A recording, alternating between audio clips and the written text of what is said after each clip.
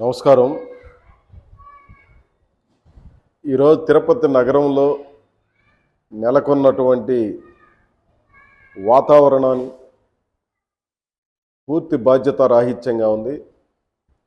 గోవుల గోలని ఆపండి, టీటీడీ ప్రతిష్టను దిగజార్చవద్దు.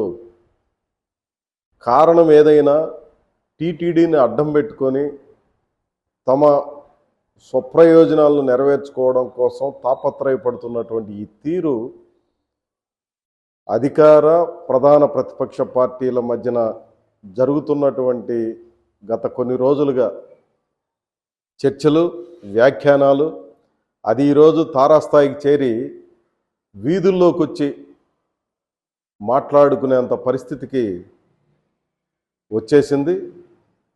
దీన్ని తిరుపతి ప్రజానీకం ఎవరు హర్షించడం లేదు. జరుగుతున్నటువంటి ఈ పరిణామాల మీద, ఈ బాధ్యతారాహిత్యమైనటువంటి వ్యవహార శైలి మీద జనం ఒక రకంగా అసహించుకుంటున్నటువంటి పరిస్థితి వచ్చింది. ప్రధాన ప్రతిపక్షం మాజీ చైర్మన్ భూమన కరుణాకర్ రెడ్డి గారు ఆరోపణ చేశారు.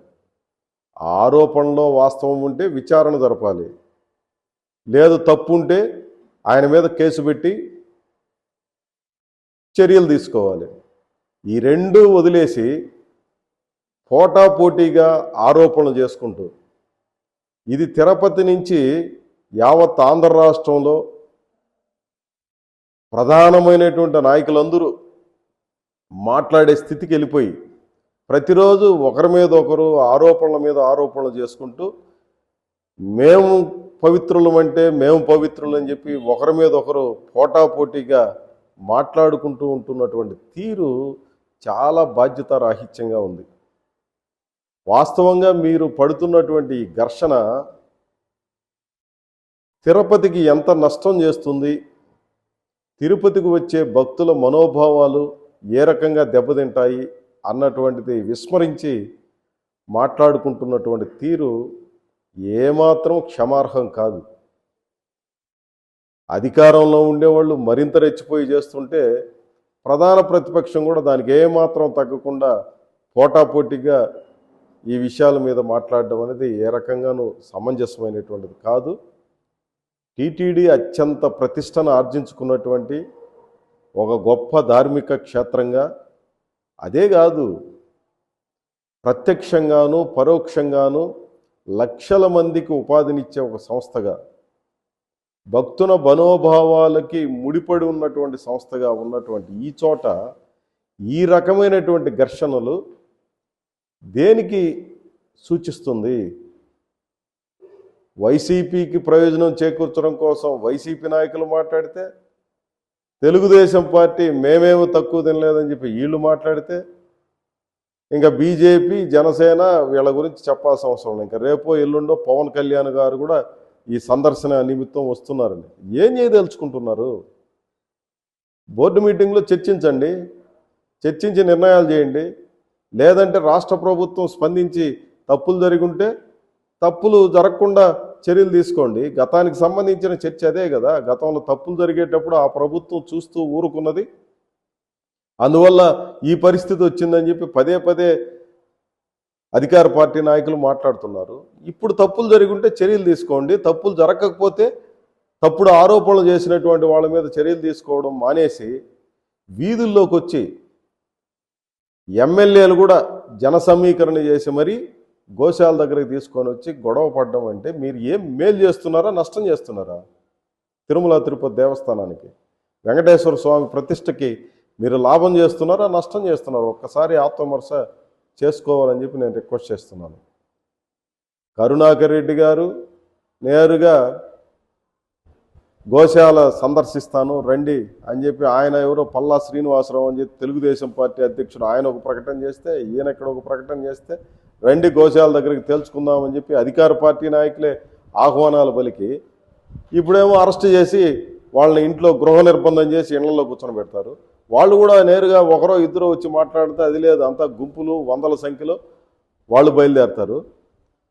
ఈ మాటలు చెప్పినటువంటి వీళ్ళందరూ అధికార పార్టీ నాయకులు కూడా పెద్ద సంఖ్యలో జనాన్ని వేసుకుని తిరుపతి ఎమ్మెల్యే ఒకవైపున, చంద్రగిరి ఎమ్మెల్యే ఒకవైపున, ఇంకా నాయకులందరూ పెద్ద సంఖ్యలో జనాన్ని వేసుకొని గోశాల దగ్గరికి వచ్చి రణరంగం చేయడానికి మీరు ప్రయత్నం చేస్తారు. అక్కడికి వచ్చి సవాళ్ళు విసురుతారు. భూమన కరుణాకర్ రెడ్డి రా నీకు దమ్ముంటే అని చెప్పి ఆయన ఇంటికాడ పోలీసులను పెట్టి ఈదిలోకి రానివ్వకుండా ఆయన్ని ఆయన పార్టీ నాయకులను అడ్డుకుంటారు. ఇదేమైనా సమంజసమైనటువంటి పనే? ఇది ఉపయోగపడేదా? ఈ సవాళ్ళు, ప్రతి సవాళ్ళు ఇవన్నీ కూడా అధికారంలో ఉండేవాళ్ళు కూడా దిగజారిపోయి ఈ రకంగా వ్యవహరిస్తే ఏం మేలు జరుగుతుంది? మీ చేతిలో అధికారం ఉంది, పోలీసులు ఉన్నారు, యంత్రాంగం ఉంది, మొత్తం ఒక పెద్ద వ్యవస్థకి అధిపతులుగా ఉన్నటువంటి వాళ్ళు కూడా వీధుల్లోకి వచ్చి తొడలగొట్టడం ఏ రకంగా సమంజసమైనటువంటి? విచారణ జరపండి. విచారణ జరిపి భక్తులకి, ప్రజలకి రాష్ట్రంలో లేదా దేశంలో పెద్ద ఎత్తున చర్చ జరుగుతున్నటువంటి నేపథ్యంలో నిజానిజాలు వెల్లడి చేయండి. అది చేయాల్సింది పోయి వీధుల్లోకి వచ్చి సవాళ్ళు, ప్రతి సవాళ్ళు చేసుకోవడం వల్ల ఇదేమైనా ప్రయోజనం? ఉద్యోగులకు ఏమైనా ప్రయోజనమా? భక్తులకు ఏమన్నా ప్రయోజనమా? తిరుపతి ప్రజలకు ఏమన్నా ప్రయోజనమా? గోశాలలో గోవులు చనిపోవడం అనేది సర్వసాధారణంగా జరిగేదే అని చెప్పి చెప్తున్నారు. కారణం ఏమంటే రైతులు ఇస్తున్నటువంటి గోవులు లేదా ఒట్టిపోయినటువంటి గోవులు, బలహీనంగా ఉన్నటువంటి అనేక గోవులు తీసుకొని వచ్చి గోశాలలో అందజేస్తూ ఉంటారు. వాటిని ఆరోగ్యంగా పెట్టడం కోసం చేసే ప్రయత్నంలో కొన్ని చనిపోతుంటాయి. ఆ చనిపోయిన వాటి సంఖ్య గణనీయంగా ఉంది అని ప్రధాన ప్రతిపక్షం ఆరోపణ చేస్తుంది. లేదు లేదు ఇప్పుడు తక్కువ, వైసీపీ హయాంలో ఇంకా ఎక్కువ అని చెప్పి అధికార పార్టీ నాయకులు మొత్తం మీద మీ ఇద్దరూ మాట్లాడుతున్నది కాదు. దీన్ని తక్షణం విరమించుకోవాలి. మన బీజేపీ నాయకులు భానుప్రకాష్ రెడ్డి గారు ఎస్పీ దగ్గరికి వెళ్ళి ఫిర్యాదు చేస్తూ ఉన్నారు. ఫిర్యాదు ఎవరి మీద ఎవరు చేసుకుంటే ఏం ఉపయోగం? నువ్వు బోర్డు సభ్యుడివి, బోర్డు చైర్మన్ కూడా సందర్శించారు. బోర్డులో చర్చించండి, చర్చించి వాటన్నిటి మీద ఒక సమగ్రమైన నిర్ణయం చేసి ప్రకటన చేయండి. అధికారంలో ఉండేవాళ్ళు ఒక రకంగా, ప్రతిపక్షంలో ఉండేవాళ్ళు అదే రకంగా మాట్లాడుకుంటే ఏం ప్రయోజనం? ఇదేమి సందేశిస్తుంది? ఇది సమంజసమైనటువంటిది కాదు.